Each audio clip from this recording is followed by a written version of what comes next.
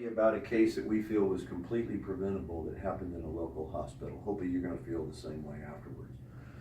This is a patient who was in the hospital for a big abdominal surgery. She had been sick for several months, and finally they made a decision they had to go in and operate. It was a long operation, and the recovery period was going to be long. She was lying in the bed for 2 weeks with the nurses sponge bathing her, feeding her. She hadn't even really been up walking around at all. So finally, after about 2 weeks, she's going to get to have a chance to take her first shower. She's very excited about that, and who wouldn't be? Laying in a hospital bed for 2 weeks, you're now going to go in there and be able to clean up on your own.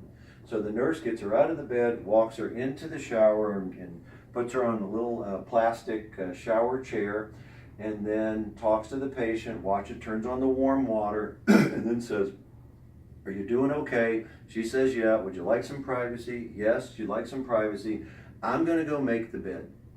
Well, so she goes and makes the bed. Within a few seconds, she hears a crash. When she comes running back in, the patient is laying on the tile floor, having hit her head, bleeding and unconscious.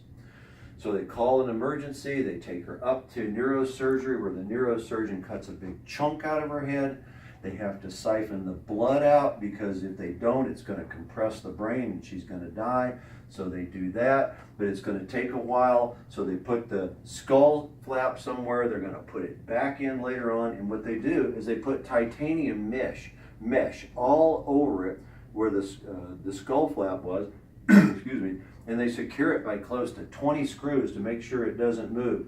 Because if they didn't, all they would have to protect the open brain was just this skin flap, and they couldn't take that chance. So they put that back on. Eventually they're going to take this off and put the skull flap back on. But because this was such a huge surgery, so close in time after the original surgery, it caused her whole body to basically just collapse, and the first surgery failed. And as a result, she died.